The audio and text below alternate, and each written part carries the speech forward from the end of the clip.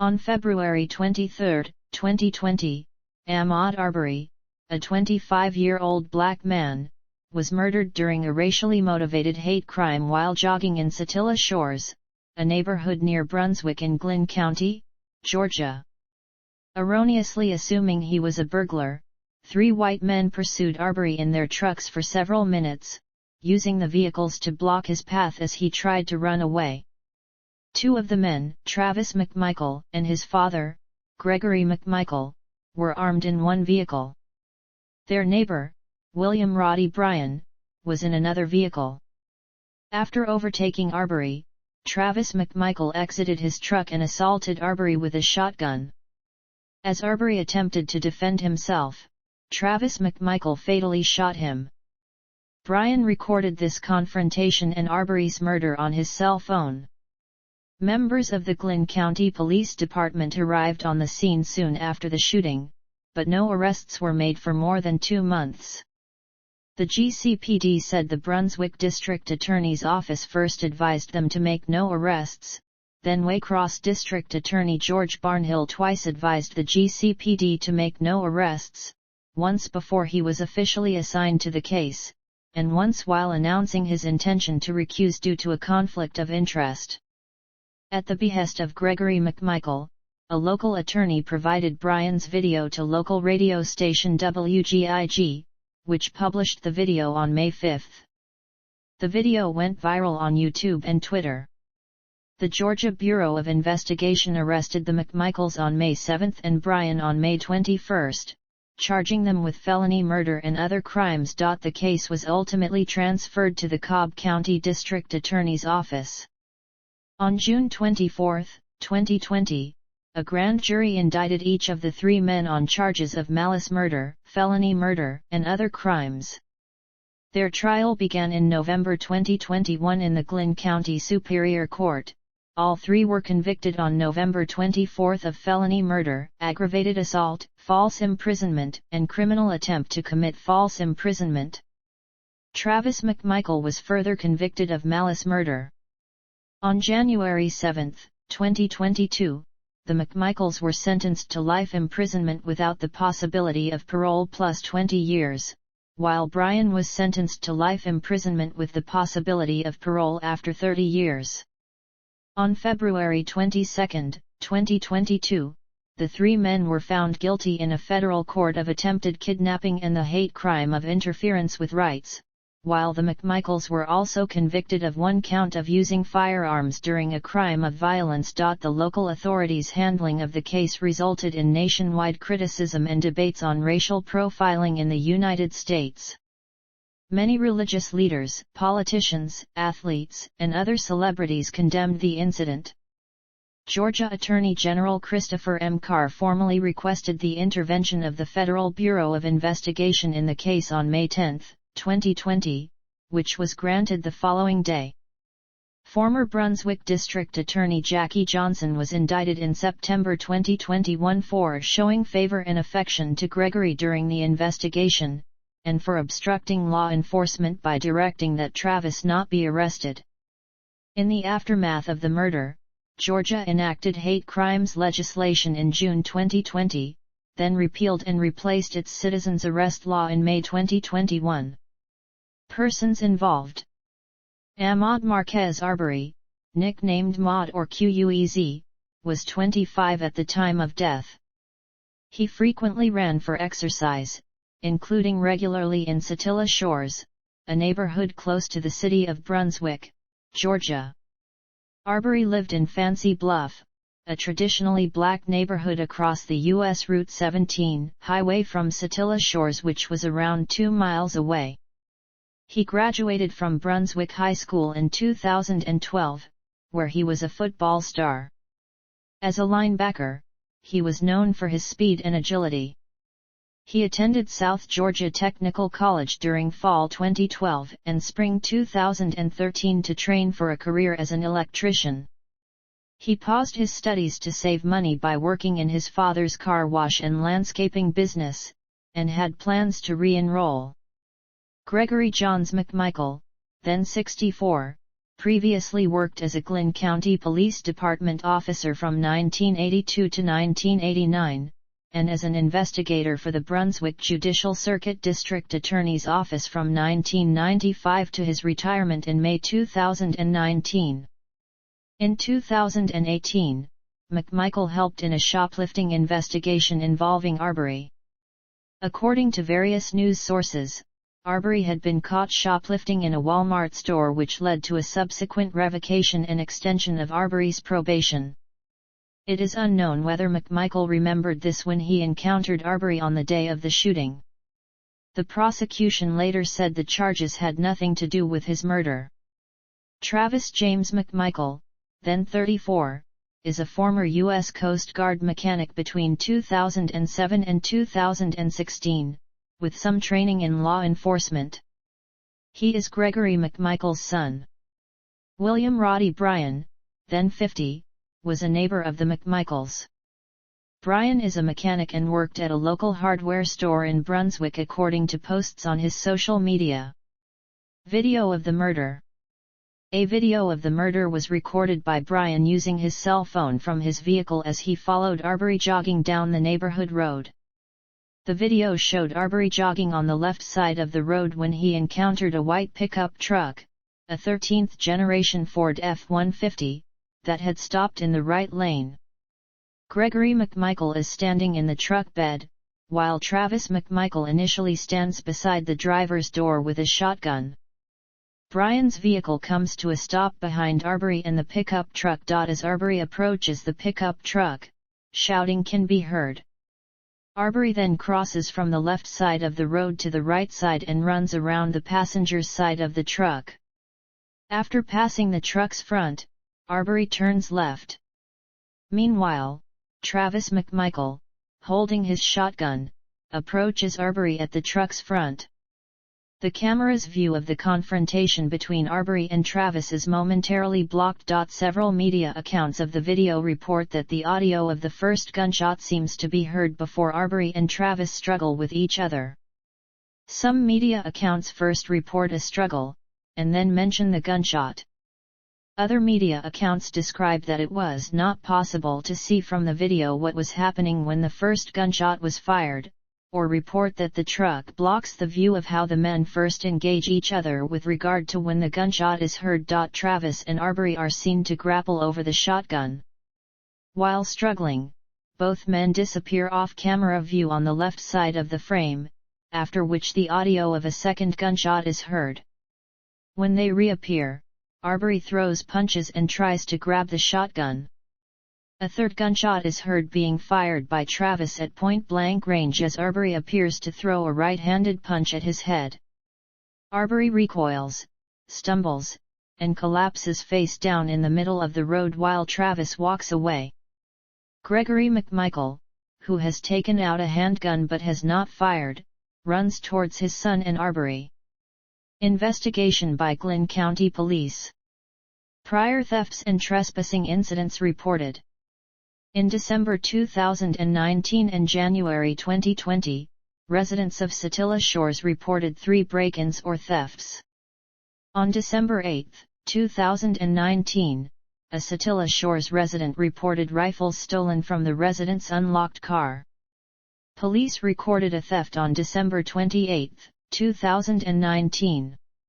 On January 1, 2020, Travis McMichael filed a report of a firearm stolen from his unlocked truck. On February 11, 2020, Travis called 911 to report a slender 6-foot-tall black man with short hair, wearing red shorts and a white shirt, who was trespassing on the site of a house under construction. Travis said, "I've never seen this guy before in the neighborhood." The dispatcher asked whether Travis was okay, and he said, "Yeah, it just startled me. When I turned around and saw him and backed up, he reached into his pocket and ran into the house. So I don't know if he's armed or not. But he looked like he was acting like he was.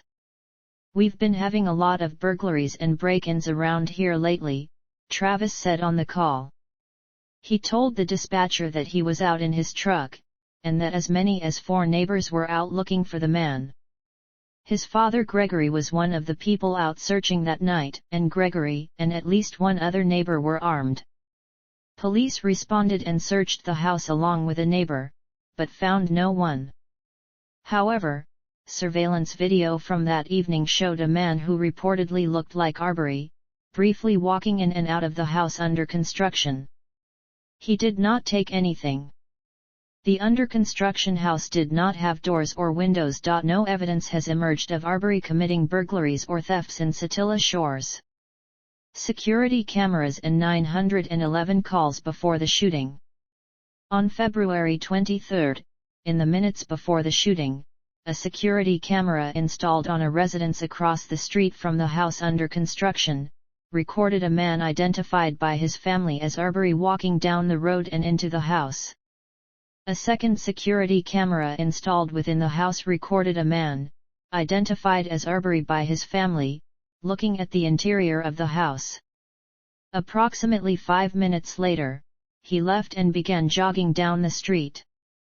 After the man left the house, the first camera on the residence across the street showed a white pickup heading in the man's direction, followed a few minutes later by 2 police cars. The owner of the home under construction later revealed that no crimes were committed on the property. 2 calls to the Glynn Brunswick 911 dispatcher were made just before the shooting. In the first, a then unidentified male caller said another man was in a house that was under construction. The 911 dispatcher asked if the man was breaking into it right now. The caller replied, "No, it's all open." After the caller said the man was now running down the street, the dispatcher said police would respond. The dispatcher asked at 1:08 p.m., "I just need to know what he was doing wrong. Was he just on the premises and not supposed to be?" The caller responded, with some parts garbled, saying, "And he's been caught on camera a bunch at night. It's kind of an ongoing thing." The caller identified the man as a black guy, white t-shirt. The first caller was later identified in court as neighbor Matthew Albans. In the second call, beginning at 1:14 p.m., a male caller said, "I'm out here at Satilla Shores, there's a black male running down the street." The 911 dispatcher asked, "Where at Satilla Shores?" The caller replied, "I don't know what street we're on." The caller shouted, "Stop! Watch that! Stop, damn it! Stop!" The dispatcher tried to speak to the caller but did not receive a reply for several minutes. The caller later hung up. The second caller was later identified in court as Gregory McMichael. Responding officers report. The GCPD reached the scene immediately after the fatal shooting. The responding officers' report relied almost entirely on an interview with Gregory McMichael, who was described as a witness. Gregory said he was in his yard when he saw an unidentified man running by. He said he recognized the man from a prior incident the other night, when he said he saw the man reach into his pants as if for a weapon. He called to his son Travis and said, "The guy is running down the street, let's go." Gregory brought a .357 Magnum revolver, while Travis brought a shotgun in their pickup truck. The McMichaels said they pursued the man because he resembled a suspect in a string of local burglaries. But the police said there had been only one recent theft from an unlocked car in the neighborhood. Travis attempted to cut off the man with his truck. The man turned and began running back in the direction from which he came. The report states a third person, who was identified as Roddy, also tried to cut off the man, but failed. Gregory said he saw the unidentified man and yelled, "Stop, stop, we want to talk to you," and that they pulled up to the man, with Travis exiting the truck with the shotgun in hand. Gregory claimed the man began to violently attack Travis before 2 shots were fired. The man died at the scene after bleeding out, the report concluded. Authorities later identified the man as Arbery. Autopsy. The autopsy report released by the GBI ruled Arbery's death was a homicide caused by 3 gunshot wounds he sustained during a struggle for the shotgun that fired those shots. 1 gunshot wounded the upper left chest, 1 gunshot wounded the lower middle chest, and 1 gunshot caused a deep, gaping graze wound to the right wrist. There were no alcohol or drugs in Arbery's body, other than a tiny amount of THC, the psychoactive component of cannabis. Case handling by prosecutors. Brunswick Judicial Circuit District Attorney. The case started under the jurisdiction of Brunswick Judicial Circuit District Attorney Jackie Johnson. Because Gregory McMichael had previously worked as an investigator in her office, Johnson recused herself from further involvement in the case. On February 27, 2020, the case was transferred by the Georgia Attorney General's office to the Waycross Judicial Circuit District Attorney's office. The Waycross Judicial Circuit is south of Brunswick Judicial Circuit. On March 8, 2 Glynn County commissioners, citing discussions with Glynn County Police, accused Johnson, or her office, of preventing the McMichaels' immediate arrest. Commissioner Alan Booker said, the police at the scene went to her, saying they were ready to arrest both of them. These were the police at the scene who had done the investigation. She shut them down to protect her friend McMichael. Commissioner Peter Murphy said that officers who responded at the scene had concluded that there was probable cause to make an arrest, but when they contacted Johnson's office, they were told not to make the arrest.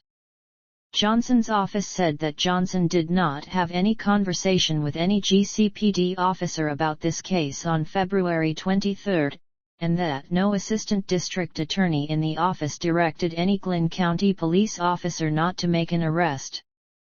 Johnson's office also blamed the GCPD for being unable to make a probable cause determination on its own and argued that it was the local police's responsibility, not the district attorney's responsibility, to make arrests. It is common for police to consult with the district attorney's office in the aftermath of homicides or other complex cases. On May 9, the GCPD said that on February 23 the Brunswick District Attorney's Office became involved in the investigation. The McMichaels were deemed not to be flight risks and officers were advised by that no arrests were necessary at the time.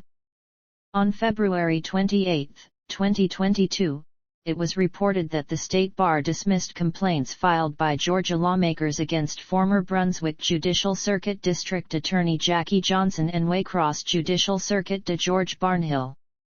Waycross Judicial Circuit District Attorney. The GCPD said that on February 24, Waycross Judicial Circuit District Attorney George Barnhill told them that the murder of Arbery was justifiable homicide. According to a memorandum written by Barnhill to the GCPD on April 2, Barnhill gave the GCPD an initial opinion the day after the shooting on February 24. In the April 2 memorandum, Barnhill wrote, "The autopsy supports the initial opinion we gave you on February 24, at the briefing room in the Glynn County Police Department after reviewing the evidence you had at that time. We do not see grounds for an arrest of any of the 3 parties." But, according to the Office of the Georgia Attorney General on May 10, Barnhill had not yet been appointed to handle Arbery's case on February 24, and he had not put in a request to handle the case. The Georgia Attorney General's office on May 10 identified the following events as having happened on February 27. The Georgia Attorney General's office received the request from Johnson's office to transfer Arbery's case to another prosecutor. On the same day, the Georgia Attorney General's office appointed Barnhill as the presiding prosecutor. Neither Johnson nor Barnhill informed the Georgia Attorney General's office that Barnhill had already actively participated in the case by reviewing evidence and giving his opinion on whether arrests should occur. On April 1, Arbery's autopsy report was given to Barnhill. On April 2, Barnhill wrote a memorandum to Glynn County Police, recommending that no arrests be made. Barnhill wrote that the McMichaels were within their rights to chase a burglary suspect, with solid first-hand probable cause, that Arbery initiated the fight, and that Travis McMichael was allowed to use deadly force to protect himself when Arbery grabbed the shotgun. Barnhill cited Georgia's citizen arrest law, dating to the Civil War era, as justifying the murder of Arbery. Barnhill alleged that videos of Arbery entering the home under construction on the day of the shooting showed Arbery burglarizing a home immediately preceding the chase and confrontation. The attorneys representing the Arbery family responded, "This video is consistent with the evidence already known to us. Ahmaud Arbery was out for a jog. He stopped by a property under construction where he engaged in no illegal activity and remained for only a brief period. Ahmaud did not take anything from the construction site. He did not cause any damage to the property. He remained for a brief period of time and was not instructed by anyone to leave but rather left on his own accord to continue his jog. Ahmaud's actions at this empty home under construction were in no way a felony under Georgia law. This video confirms Mr. Arbery's murder was not justified, meaning the actions of the men who pursued him and ambushed him were unjustified." The owner of the unfinished home, who was 90 miles away at the time of the shooting, later said, "I've never had a police report, or anything stolen from my property, or any kind of robbery." Barnhill wrote that Arbery's mental health and prior convictions help explain his apparent aggressive nature and his possible thought pattern to attack an armed man. Lastly, Barnhill informed the Glynn County Police that he was going to recuse from the case due to connections between his son and Gregory McMichael. On April 7, Barnhill wrote to Georgia's Attorney General, Christopher M. Carr, saying Arbery's family are not strangers to the local criminal justice system, noting that Arbery's brother and cousins had encounters with the law. Barnhill told Carr that there was video of Arbery burglarizing a home immediately preceding the chase and confrontation. The Georgia Attorney General's office on May 10 said the following events happened on April 7. It received a request from Barnhill's office to transfer Arbery's case to another prosecutor, and Barnhill revealed that he had learned about 3-4 weeks ago that Arbery had previously been prosecuted by his son, a prosecutor for the Brunswick Circuit District Attorney's Office, in an earlier case. He also said that one of the defendants had served as an investigator on the same prosecution. The request did not explain why Barnhill had delayed in recusing his office from the case, did not mention that Barnhill had advised Glynn County Police on April 2 to make no arrests, and omitted Barnhill's involvement on February 24. Instead recounting only his involvement upon taking the case. On April 13, after Barnhill's recusal, the Georgia Attorney General's office appointed Atlantic Judicial Circuit District Attorney Tom Durden to take over the handling of the case. The Atlantic Judicial Circuit is the immediately adjacent circuit to the north of Brunswick Judicial Circuit. Atlantic Judicial Circuit District Attorney. Video of the shooting released. Charges filed. Cobb Judicial Circuit District Attorney.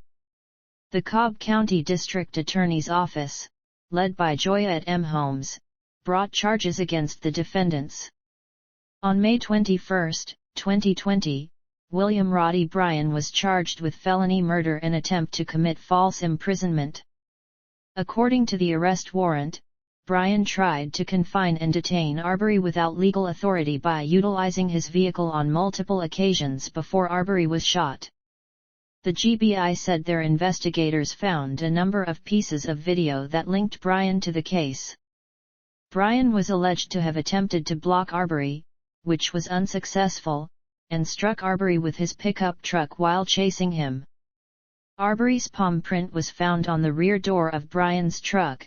Cotton fibers near the truck bed were attributed to contact with Arbery, and a dent was found below the location of the cotton fibers. At the June 4, 2020 preliminary hearing, a Glynn County magistrate court judge ruled that there was probable cause for the murder charges against all three men.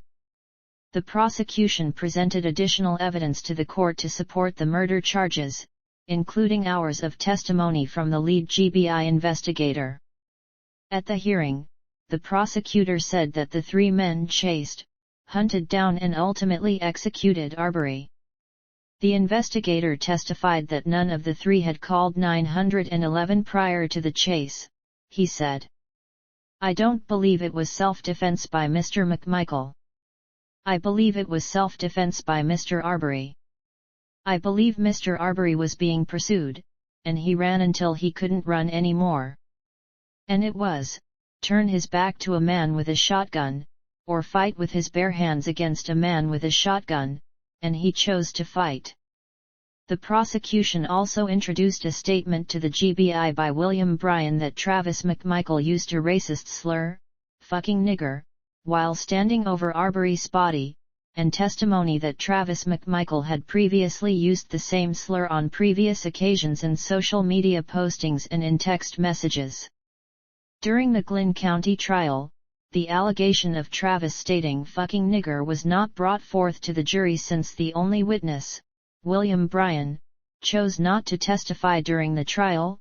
Meanwhile, by the time legal arguments had concluded, the judge did not make a ruling on whether the social media posts and text messages could be used, so they were not introduced either. The alleged use of these racist slurs could affect a federal hate crime trial in 2022. Although there may be some overlap in witnesses between the two cases, the federal trial is independent of the state trial and not affected by the state trial's outcome. Other evidence eventually not shown in the state trial by prosecutors, which can be considered in the federal trial, includes imagery of the Confederate flag on the McMichaels' truck. On June 24, 2020, a Glynn County grand jury indictment was released against all three defendants, each on 9 counts, malice murder, 4 counts of felony murder, 2 counts of aggravated assault, false imprisonment, and criminal attempt to commit false imprisonment. At a hearing in July 2020, the three defendants waived arraignment and pleaded not guilty. During the hearing, the lead prosecutor disclosed that Arbery's palm print had been found on the side of Bryan's truck and texts taken from Bryan's cell phone were replete with racist remarks. At the conclusion of the hearing, the judge denied bond to Bryan. In August 2020, attorneys for the McMichaels and Bryan filed motions seeking release on bond and dismissal of the charges. In November 2020, the court denied the McMichaels' request for bond. In January 2021, the court denied Bryan's second request for bond. State trial. The trial took place in the Glynn County Superior Court in Brunswick. After every Brunswick Judicial Circuit judge recused themselves from the case, Chatham County Superior Court Judge Timothy Walmsley became the trial judge. Pre-trial rulings. Judge Walmsley made the following pre-trial rulings in 2021. He denied a prosecution motion to bar testimony that the neighborhood was on edge at the time of the murder. He ruled that the defense could not introduce evidence of Arbery's prior bad acts, noting that the McMichaels were unaware of Arbery's past at the time of the murder. He justified his ruling by stating that the character of the victim is neither relevant nor admissible in a murder trial, and that such evidence might also mislead the jury into thinking that Arbery's murder was somehow justified on potential future dangerousness. He ruled that the defense could not introduce Arbery's mental health records as evidence, citing Arbery's medical privacy. Walmsley also stated that a nurse's 2018 diagnosis of Arbery having mental illness was highly questionable and may unfairly prejudice the jury. He ruled that the prosecution could let the jury listen to recorded phone calls made by the jailed McMichaels, and issued a limited gag order on trial lawyers not to comment on inadmissible evidence, including evidence they should reasonably know would be ruled inadmissible at trial.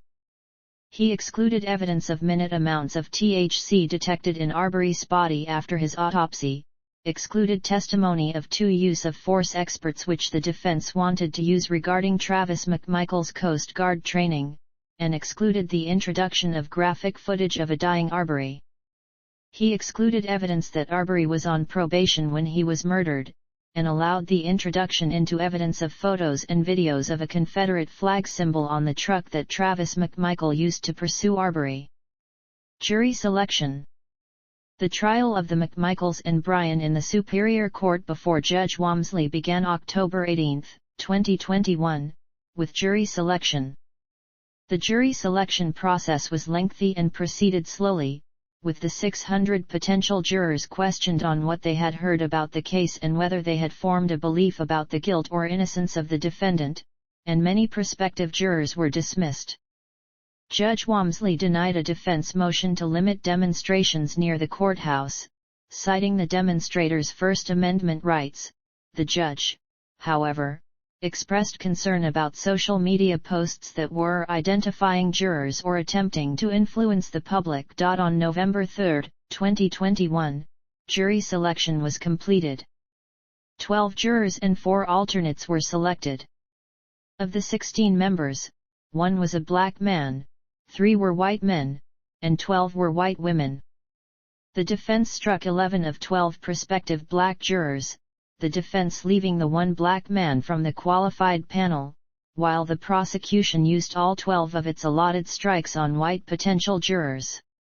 Judge Walmsley rejected a prosecution motion alleging that the defense had used its strikes in a racially discriminatory way. Only 1 black person ended up serving on the jury, despite Glynn County's nearly 27% black population. Opening statements. Opening statements for the state and the McMichaels were made on November 5, 2021. Opening statements for William Roddy Bryan were delivered on November 18, 2021, after the prosecution rested its case. Prosecutor Linda Dunikowski said the murder of Arbery arose from the defendant's assumptions and driveway decisions. Not on facts, not on evidence. She stated that the defendants did not have immediate knowledge of Arbery committing a crime that day, referencing Gregory McMichael's police statement where he said he did not know if Arbery had committed a break-in. She also highlighted that 12 days before the murder, Glynn County Police Officer Robert Rash had relayed to the McMichaels a statement from the under-construction house's owner that Arbery has never stolen or taken anything from his property. Dunikowski described that Arbery was under attack by the defendants during the chase on the day of his murder, alleging that William Roddy Bryan had attempted to hit Arbery with his truck 4 times, that Gregory McMichael told Arbery "Stop or I'll blow your fucking head off," that Gregory later described Arbery as trapped like a rat as a result of the chase, and that Travis McMichael had stepped around that open door and moved toward Arbery during the final confrontation. Bob Rubin, the lawyer for Travis McMichael, stated that although there was no crime committed in the presence of the McMichaels, there was probable cause to believe a felony had been committed by Arbery and that he was attempting to escape. Rubin described the Satilla Shores neighborhood as on edge due to property crimes, arguing that Travis had a duty and responsibility to protect himself and his neighborhood.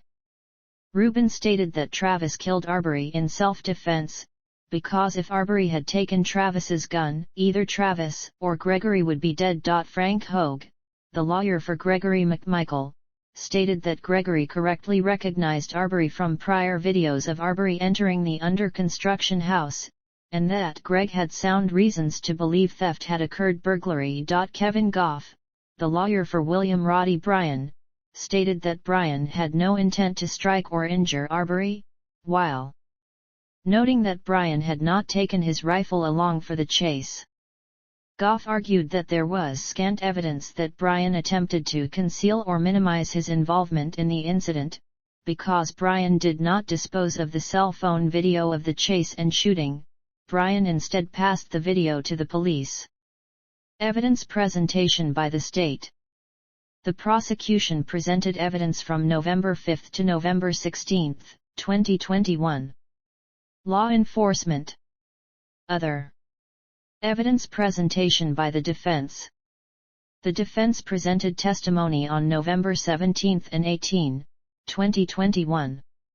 Travis McMichael was the only defendant to testify.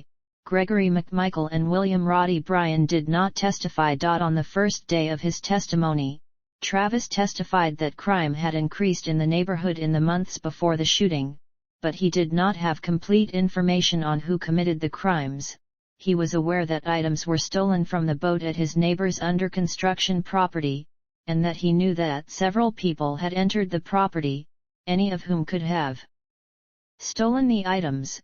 12 days before the shooting, he saw Arbery creeping outside the under-construction house and he confronted Arbery, who reached towards his waistband, leading Travis to leave and call 911, because he was not going to chase or investigate somebody who might be armed. On the day of the shooting, Gregory McMichael, in nearly a frantic state, told Travis to grab your gun because the guy who has been breaking in down the road had run past their house.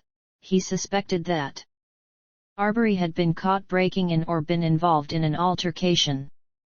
When he and his father chased Arbery in Travis's vehicle, he caught up with Arbery and recognized him as the person he saw 12 days earlier. He mistakenly thought his father indicated that the police had been called. He chased Arbery to ask questions, with Travis asking, "Hey, what are you doing? What's going on? And Arbery did not reply. He continued chasing and attempted to de-escalate by asking Arbery to stop, but Arbery looked very angry, turned around, and ran in the opposite direction. He caught up with Arbery again, saying that police are on the way, causing Arbery to run faster. Hence Travis became more suspicious. He also chased Arbery because he wanted to let the police know where at and watch what's going on. To see where he's going, he circled the neighborhood to track Arbery, eventually seeing him running beside a black truck, which Arbery was hitting and grabbing. Looked like he was trying to get in. He had not asked Brian to join the chase and didn't know where truck came from. He stopped his vehicle and got out, then again asked his father if he had called police, to which his father indicated he had no phone. He then saw Arbery running towards him alone, viewed Arbery as dangerous, shouted at Arbery to stop, and reached for his shotgun from his vehicle, to which Arbery turned around and ran away.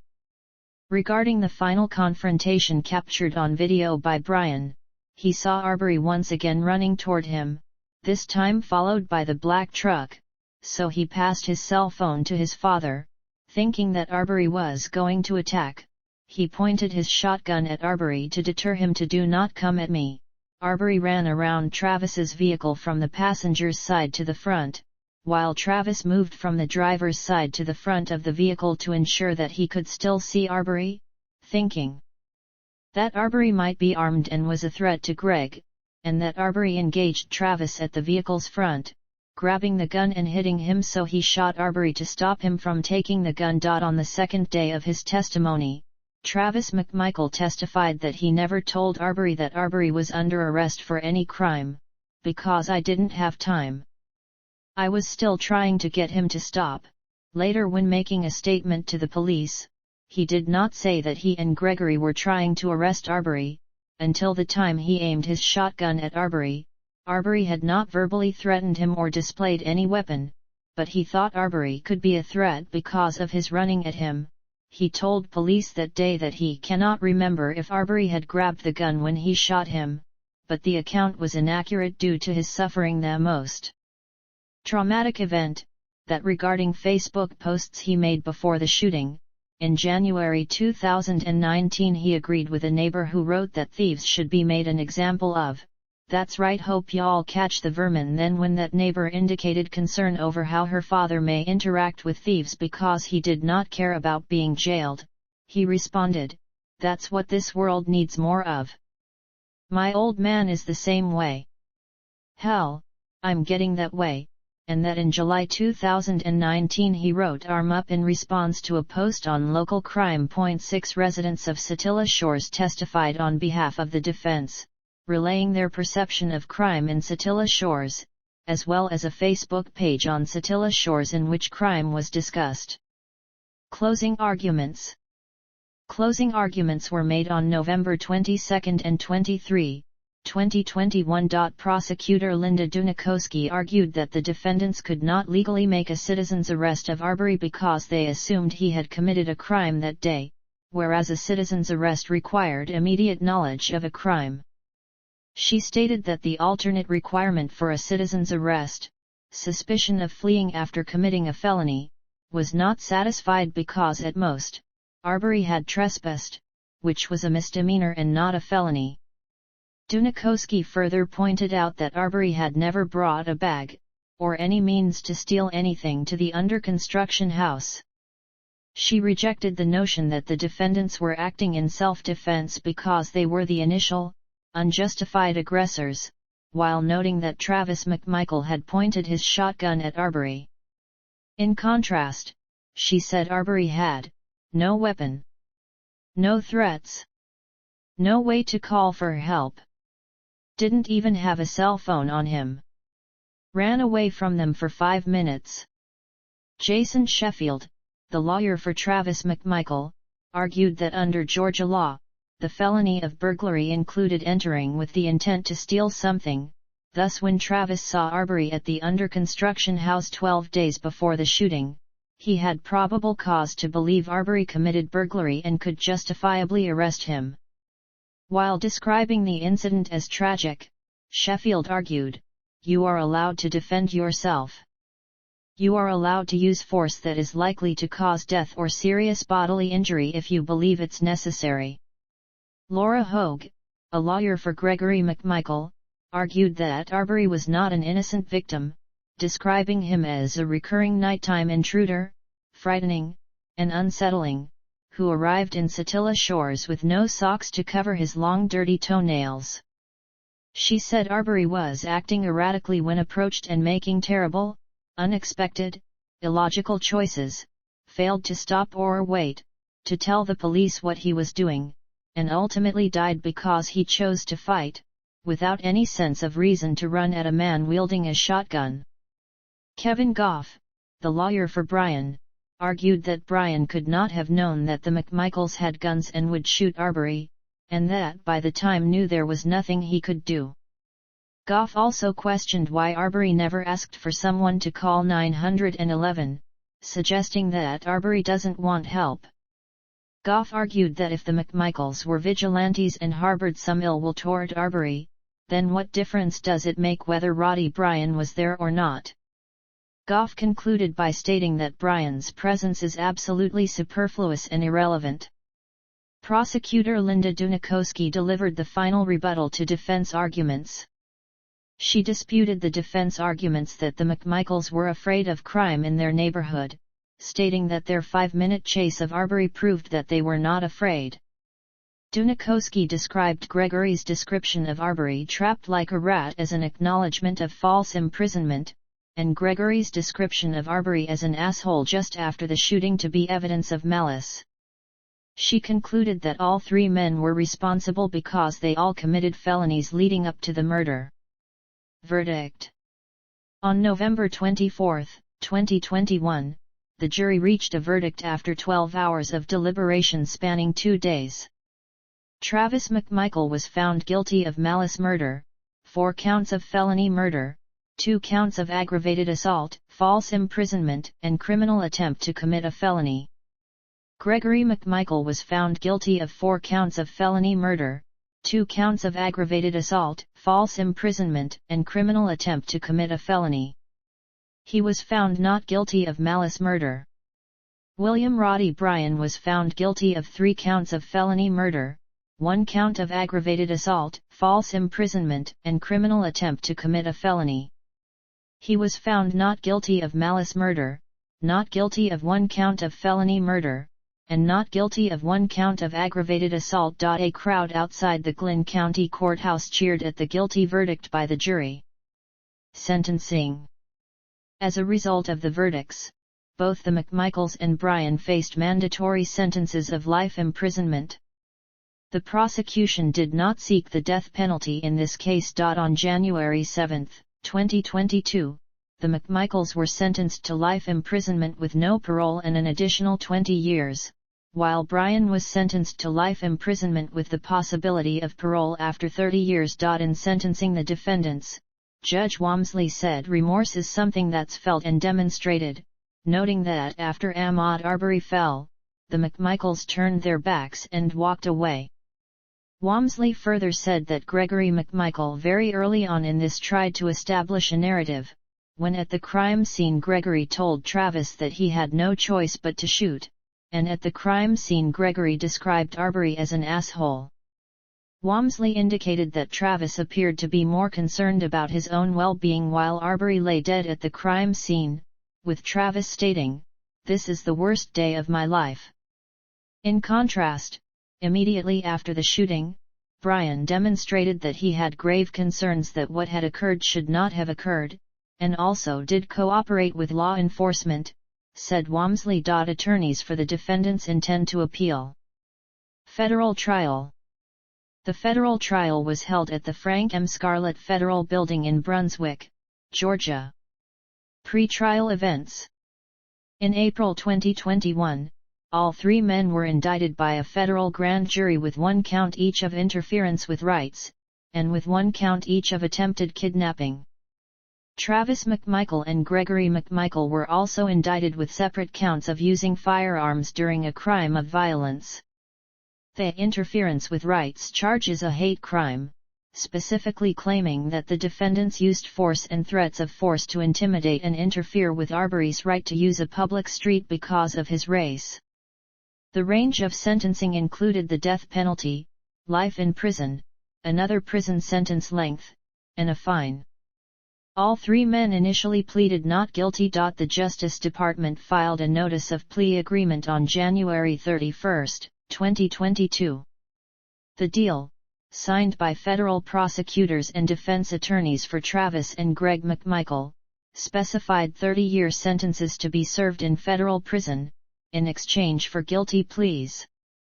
Travis McMichael's agreement stated that had not set out on the day of the murder to harm anyone for racist reasons, but that he had made assumptions about Arbery due to his race and that race played a part in decision to chase Arbery with a gun.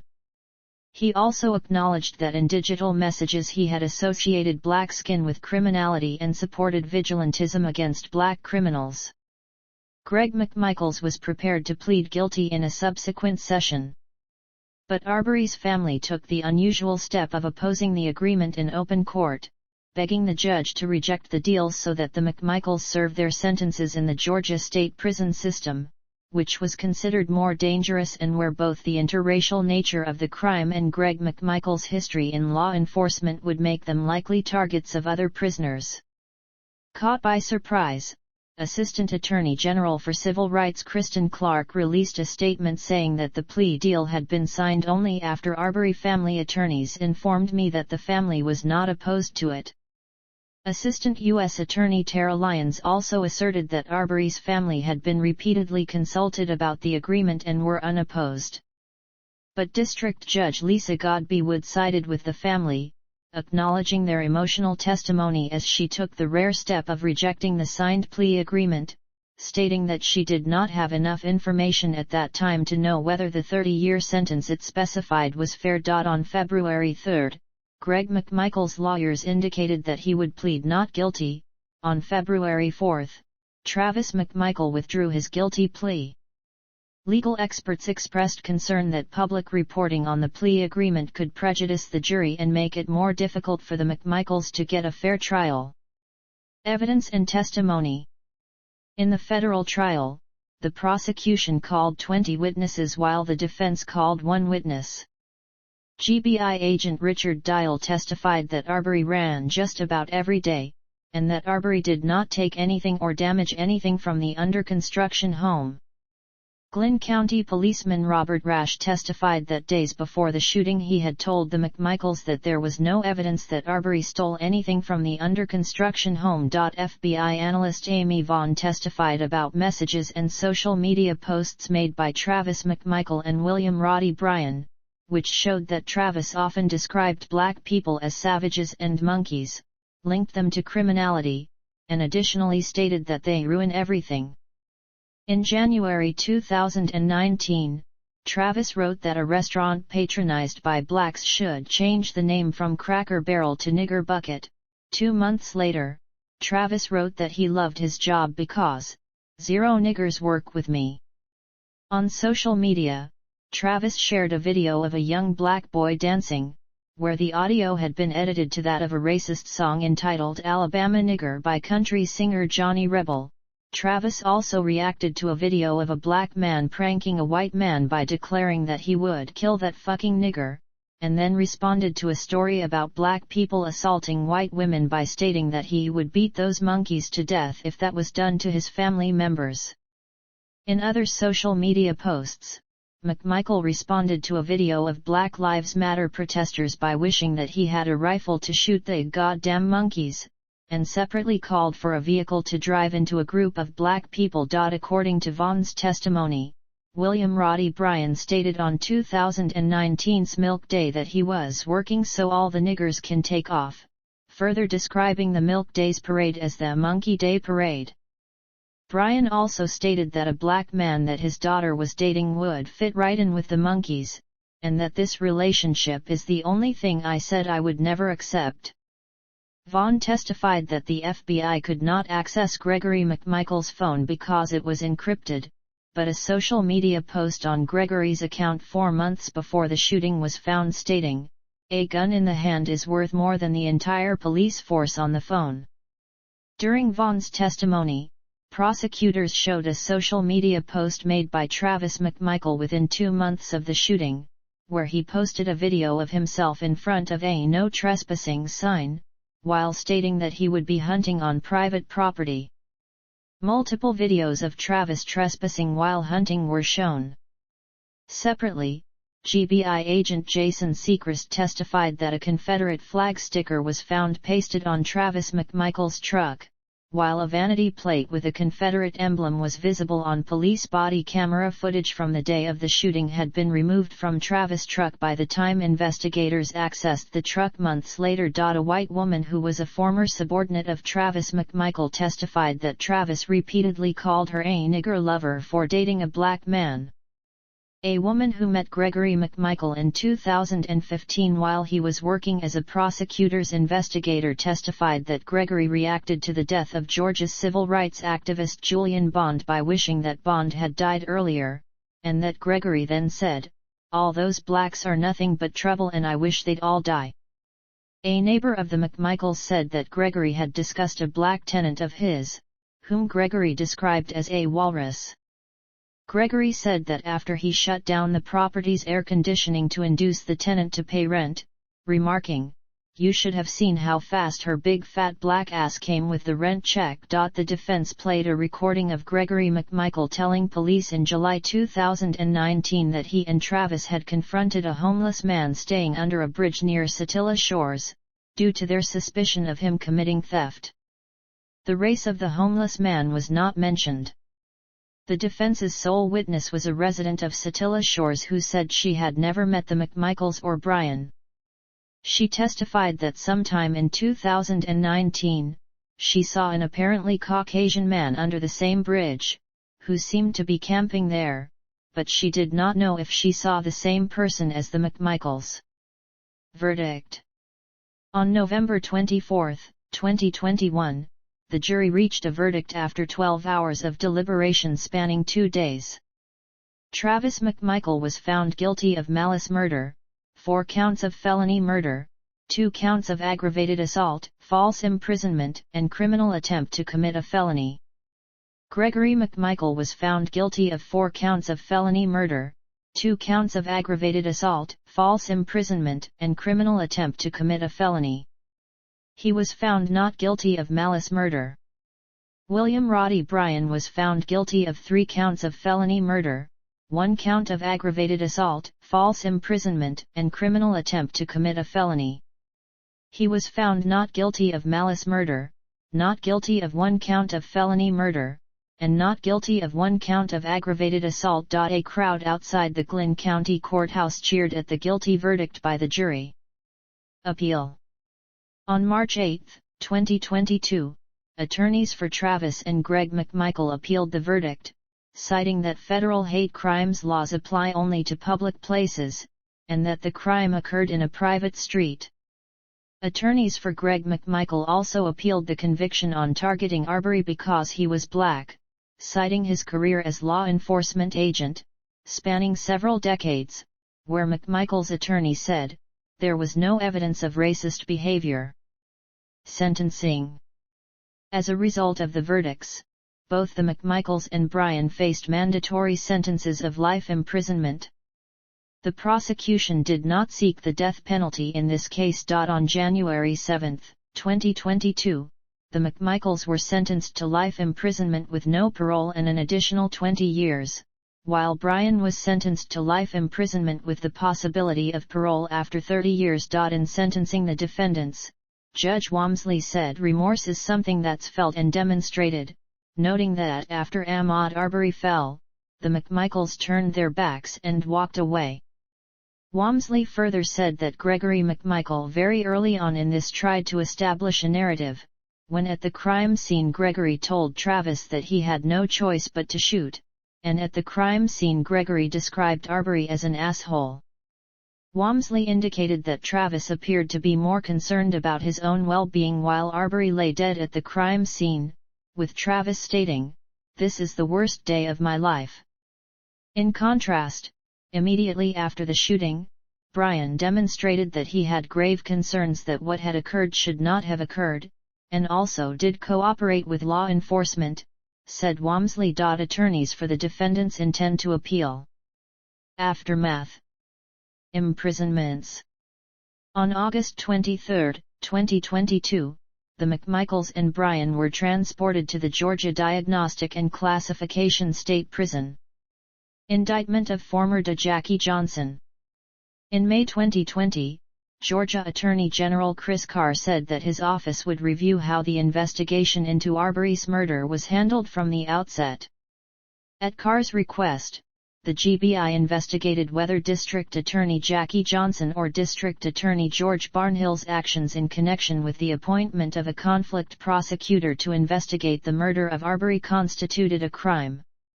In November 2020, Jackie Johnson lost her bid for re-election as Brunswick District Attorney. On September 2, 2021, Carr announced that a Glynn County grand jury had indicted ex-District Attorney Jackie Johnson on one felony count of violating the oath of a public officer by showing favor and affection to Greg McMichael during the investigation, and for being unfair to Arbery by having recommended Barnhill to the Attorney General's office for appointment as the case prosecutor without disclosing that she had previously sought Barnhill's assistance on the case. The grand jury also indicted Johnson on one misdemeanor count of obstruction and hindering law enforcement, in this case the Glynn County Police, by directing that Travis McMichael should not be placed under arrest. On September 8, Johnson turned herself in for arrest, and then was released from detention without needing to pay her $10,000 bond. In response to a motion from Johnson to dismiss the charges against her, in May 2022 prosecutors submitted a response showing that Johnson engaged in 16 phone calls with defendant Greg McMichael in the period starting on the day of the shooting and extending until May 5, 2020. One of the calls lasted over 21 minutes. Federal review of case.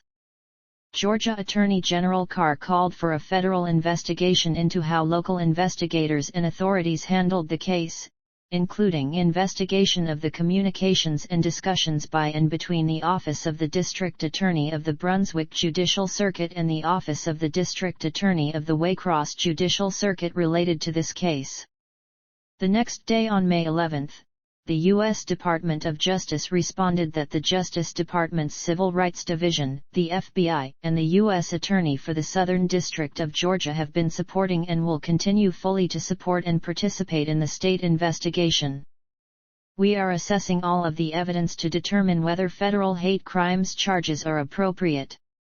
In April 2021, all three men were indicted for federal crimes, one count each of interference with rights, one count each of attempted kidnapping, and one count for each McMichael of using a firearm during a crime of violence. Reporting on prior allegations of misconduct by local authorities. The involvement of the GCPD as the primary investigator in a case involving its former officer Gregory McMichael was controversial. Following Arbery's murder, media investigated the history of the GCPD. The New York Times noted that in preceding years, the department had been accused of covering up allegations of misconduct, tampering with a crime scene, interfering in an investigation of a police shooting and retaliating against fellow officers who cooperated with outside investigators. Days after Arbery was fatally shot, the chief of police who had been brought in to clean up a police force described by the county manager in 2019 as poorly trained and characterized by a culture of cronyism was indicted on charges arising from an alleged cover-up of a sexual relationship between an officer and an informant. In response to a grand jury report issued in November 2019, which had condemned the GCPD over alleged officer misconduct and poor coordination with the local sheriff's office, State Senator William Ligon of Brunswick in early 2020 introduced legislation to allow voters to abolish the Glynn County Police Department.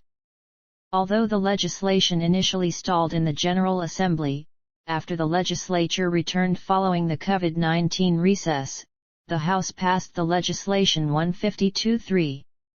The Senate then passed the legislation as Senate Bill 509, which Governor Kemp signed. The legislation allowed a November 3, 2020, binding referendum such that the police department would be abolished if a majority of Glynn County voters agreed. Nevertheless, the referendum was ruled unconstitutional by a Superior Court judge on September 11, 2020, so it did not appear on the November 3 ballot. Arbery's murder also prompted re-examinations of the way prosecutions of shootings were handled by the Brunswick Judicial Circuit District Attorney's Office. In 2010, 2 police officers fatally shot an unarmed white woman through her car windshield. 4 former prosecutors, who had worked under Brunswick Judicial Circuit District Attorney Jackie Johnson, alleged that Johnson shielded the officers from criminal prosecution. A 2015 investigation by WSB-TV revealed that Johnson had agreed to withhold a draft murder indictment from the grand jury and had allowed the officers' department to present a factually inaccurate animation they created showing the car escaping through a gap and running over the officers. Hate crimes law enacted. In late June 2020, Georgia enacted new bipartisan hate crimes legislation. Previous versions of the legislation had passed the state House but failed to pass the state Senate. Arbery's murder was a catalyst for passage of the bill. At the time, Georgia was one of just 4 states without any hate crimes legislation, as Georgia Supreme Court struck down a previous hate crimes law in 2004. The law requires a higher sentence for defendants convicted of targeting a victim due to actual or perceived race, color, religion, national origin, sex, sexual orientation, gender, mental disability, or physical disability. Citizens' arrest law repealed and replaced.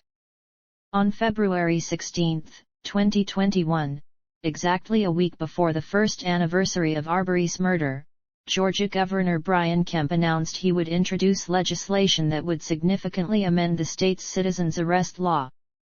Georgia's citizens' arrest law had been textually very broad in scope, dating back to the Civil War era. The legal defense argued by the defendants accused of murdering Arbery was that they were only attempting to perform a lawful citizen's arrest. Kemp criticized the law for being outdated and vague. According to Kemp, the changes would close numerous loopholes under the existing law while still protecting the rights of law-abiding citizens.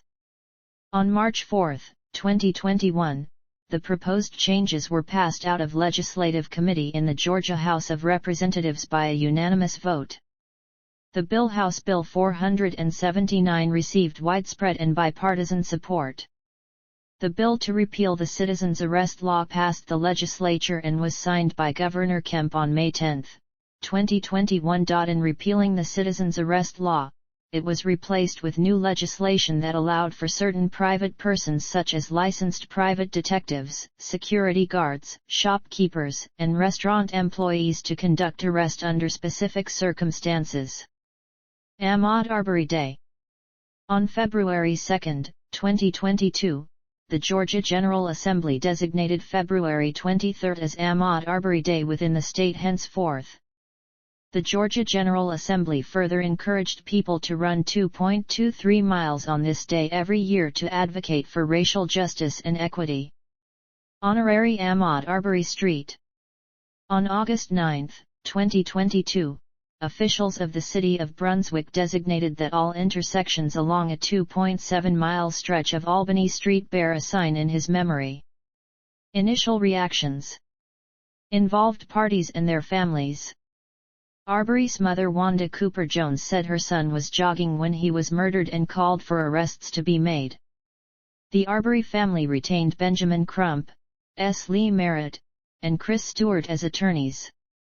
Merritt described the McMichaels as vigilantes and a posse who performed a modern lynching in the middle of the day. Arbery's family attorney charged that videos of earlier police encounters show a pattern of unfair treatment of Arbery based on his skin color. On May 1, Gregory McMichael told the Daily Beast he never would have gone after someone for their color. He also said he had no direct evidence Arbery had stolen anything in the neighborhood. However, McMichael argued Arbery was on property without permission. A lawyer for William Bryan Jr., the man who recorded the shooting using cell phone video, said his client had done nothing wrong, had fully cooperated in the investigation, and is not now, and never has been, a vigilante. The attorney also described Bryan as a mechanic with a high school education who was simply a witness to the shooting. Attorneys for Arbery's family called for Bryan's arrest. They said that because Bryan had participated in chasing Arbery and had corralled him, Bryan participated in the murder. Current and former elected officials. After the video went public, Georgia Attorney General Chris Carr said, "I expect justice to be carried out as swiftly as possible." Governor Brian Kemp said on May 7 that Georgians deserve answers about the incident. Two Glynn County commissioners, Peter Murphy and Alan Booker, called for a federal probe. After viewing the video, Georgia U.S. Representative Doug Collins and U.S. Senator Kelly Loeffler said it was disturbing and called for a full investigation and answers. Speaking to reporters, President Donald Trump commented, "My heart goes out to the parents and to the loved ones of the young gentleman. It's a very sad thing." Then presumptive 2020 Democratic presidential nominee Joe Biden said that the video is clear, Ahmaud Arbery was killed in cold blood. Biden offered condolences and called for a swift, full, and transparent investigation into his murder. Biden also described the shooting as a lynching. Civil rights groups, commentators, and the public. After the video was released, demonstrators gathered outside the Glynn County courthouse to demand an arrest in the case, and called for the resignation of District Attorney Jackie Johnson. The local Brunswick NAACP chapter also called for the resignation of the Glynn County Police Chief. The Southern Poverty Law Center called for a federal investigation into the incident, citing their belief Arbery's murder was racially motivated. Political commentator and former attorney David A. French wrote that, under Georgia's Stand Your Ground law, because the McMichaels initiated the confrontation, it's a crime under Georgia law to point a gun without legal justification. When Arbery was confronted by armed men who moved directly to block him from leaving, demanding to talk, then Arbery was entitled to defend himself. Georgia's Stand Your Ground law arguably benefits Arbery, not those who were attempting to falsely imprison him at gunpoint. On May 8, 2020, which would have been Arbery's 26th birthday, thousands of supporters of Arbery's family took part in a run of 2.23 miles, the date of his murder. They documented it to social media with the hashtag #IronWithMaud. Many clergy and celebrities have voiced support for review of the case, and concern about the violence. Russell D. Moore, head of the Southern Baptist Convention's Ethics and Religious Liberty Commission, said, "Under any Christian vision of justice, there is no situation in which the mob murder of a person can be morally right, nor grounds for a person to be chased down and shot by private citizens." LeBron James expressed outrage on Twitter, and offered prayers and blessings. Some posted tributes to Arbery, including Lecrae, David A. French, Scott Sauls, Christine Kane, Jack Graham, J.D. Greer, Viola Davis, Wanda Sykes, Padma Lakshmi, Gabrielle Union, and Andy Lassner. On social media, far-right and neo-Nazi groups spread falsehoods about Arbery. Their white nationalist supporters attacked President Trump for his sympathetic comments regarding Arbery. According to an analyst from the Middle East Media Research Institute, such groups claimed Arbery was wielding a hammer and wearing Timberland boots when he was shot dead. Arbery was wearing running shoes. They also spread racist remarks about Arbery, and claimed that the McMichaels were victims. Several far-right groups said the McMichaels arrests reflected a bias against whites. Some far-right members appropriated jogger as an euphemism for nigger to both mock the circumstance surrounding his death, and as a way to circumvent anti-hate speech policies. Reactions to the verdict. Civil rights leaders and politicians reacted overwhelmingly to the verdict with hopeful yet cautionary statements, and Arbery's family thanked those who showed support. Civil rights leaders. Arbery family lawyer and civil rights attorney Benjamin Crump said, "Today certainly indicates progress, but we are nowhere close to the finish line. Keep marching. Keep fighting for what is right. And never stop running for Ahmaud." Crump added, "While today is not one for celebration, it is one for reflection." Derek Johnson, president and CEO of the NAACP, called the verdict long overdue. Family. Arbery's mother Wanda Cooper Jones has said, "It's been a long fight, it's been a hard fight, thank you to those who marched, the ones who prayed, thank you." Arbery's father Marcus Arbery commented, "We conquered that lynch mob." Current and former elected officials. After the video went public, Georgia Attorney General Chris Carr said, "I expect justice to be carried out as swiftly as possible." Governor Brian Kemp said on May 7 that Georgians deserve answers about the incident. Two Glynn County commissioners, Peter Murphy and Alan Booker, called for a federal probe. After viewing the video, Georgia U.S. Representative Doug Collins and U.S. Senator Kelly Loeffler said it was disturbing and called for a full investigation and answers. Speaking to reporters, President Donald Trump commented, "My heart goes out to the parents and to the loved ones of the young gentleman. It's a very sad thing." Then presumptive 2020 Democratic presidential nominee Joe Biden said that the video is clear, Ahmaud Arbery was killed in cold blood. Biden offered condolences and called for a swift, full, and transparent investigation into his murder. Biden also described the shooting as a lynching.